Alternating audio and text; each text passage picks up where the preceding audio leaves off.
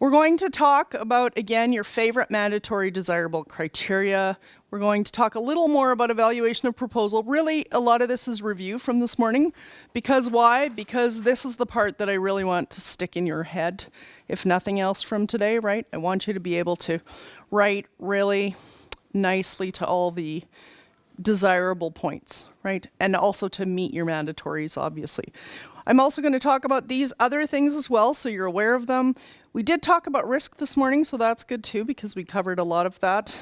And then I'm also going to give you some practical tips about how I approach RFPs. We'll just keep going. Okay, so now you get to practice voting. So aim at my computer here. There's no wrong answer to this question. Just want to make sure you still have a finger and that you can vote. Oh, right. This was to make you think. That's right. So mandatory criteria are not scored. They're just met or not met, right? Only desirable criteria are scored. Remember that part? It's open for voting now. What do you think? All GOA service opportunities over 75,000 must be posted on Alberta's Purchasing Connection. Yes, true. It is mandatory that they have to be. There's no discretion. It's in the trade agreements. It's in policy. Okay. Okay, give it a go. It's a little bit slow for some reason today. Okay, so what happens to a proposal delivered 1 minute after closing time? Is it accepted in discretion? 10%'s taken it off. DM's asked for approval. Date, timestamp, and returned unopened. What do you think? Yes. Sad thing is, in reality, all of these things have probably happened.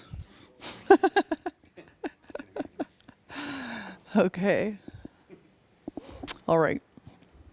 So that's our voting for now, but there will be some questions later. Okay, so I'm sure you remembered me going on about the mandatory criteria, right? These are some normal ones. Time. Obviously, time, date at this address are always going to be the same. I will tell you that the default wording in the GOA documents does talk about how don't send it government mail, because government mail goes to a different address. Make sure you know exactly where it's being accepted. It's a bigger problem than you would think. Delivering it to the right place at the right time, right? Again, we talked about this morning. This is the normal administrative mandatory cover letter and Appendix A signed. It'll depend on which kind. I have many sad stories, and there are many sad litigation stories about, particularly one I can think of when it was Children and Youth Services, and there was the very best proponent and best proposal, but they had not signed the front page. So we could not accept it, or business area was not willing to run the risk of accepting it. So that was a very sad story. Is the cover letter, part of the template, or is that a separate letter that you send? Usually it's part of the template. I think they call it the submission letter. That's what it's called.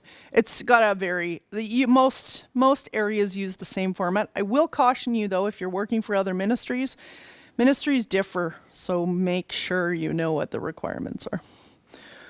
And the other weird thing is that some ministries are already in full electronic submission, and some, I'm trying to remember which one, still actually requires an affidavit of signature, if you can believe that. So the practice of acceptance varies widely as well, so make sure that you read it clearly and know what you're answering. Okay, I will talk a bit about references this afternoon as well. Most RFPs will ask you to supply references. Some people call them an unofficial mandatory, because if you get a bad reference, the default wording is you can be ejected from the process.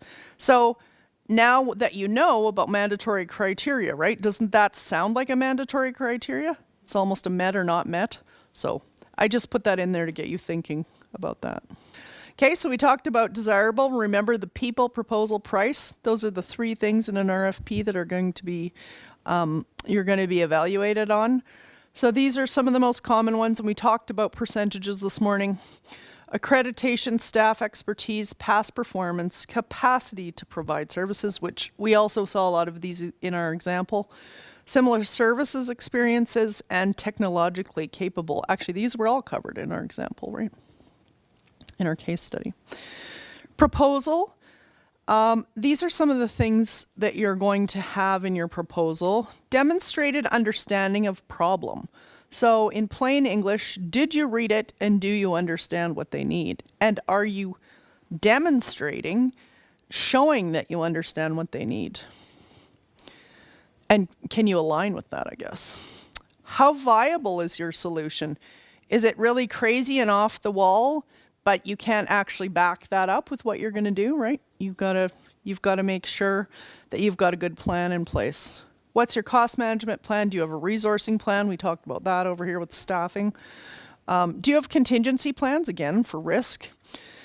What are the credentials of your proposed staffing team? You may end up getting on a short list, and that can be part of... Now, it's interesting because if you're on a short list, usually they will take the top 3 or something like that. And what happens is, really, it's going to be all about your proposal. They will just ask, or they're supposed to only ask, questions that clarify your proposal, right? So it's really, in a way, going back to the scoring of your proposal. Like, if it becomes clearer to the evaluation team, great. If it becomes less clear, that's not good.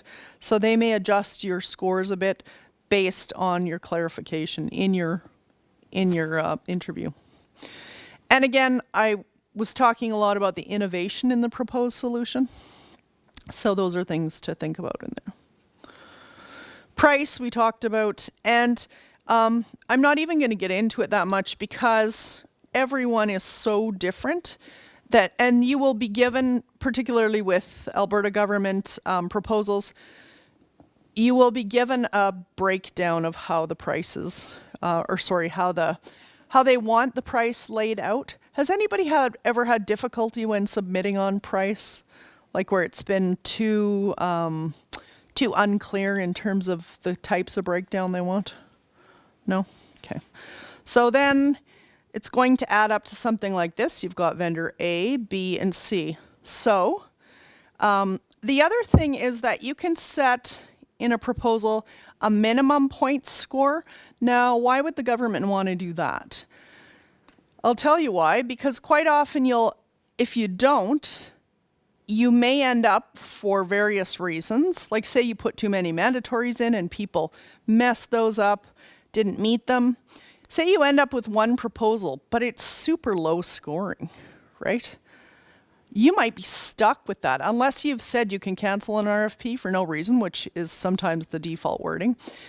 But to prevent that, usually a minimum score threshold is put in. So in this case, they had to get 80%, which was 32 points. So they all got over 32. That's great. So this was on their company, on their organization. For the proposal piece, it was out of 30 points. They had to get 22. A and B both got over 22, but B did not. So B is gone now, right? Because didn't pass that part, so it fails the whole thing. On price, it was 30 points. There was no minimum. And why would you not want a minimum on price? Because you want to get as low a price as possible, right? You can actually give people points for a lower price. That's totally acceptable. You can do that. Like the lower the price, the higher the points they get in that category. So B is out, and we see that A is in first place and C is in second place.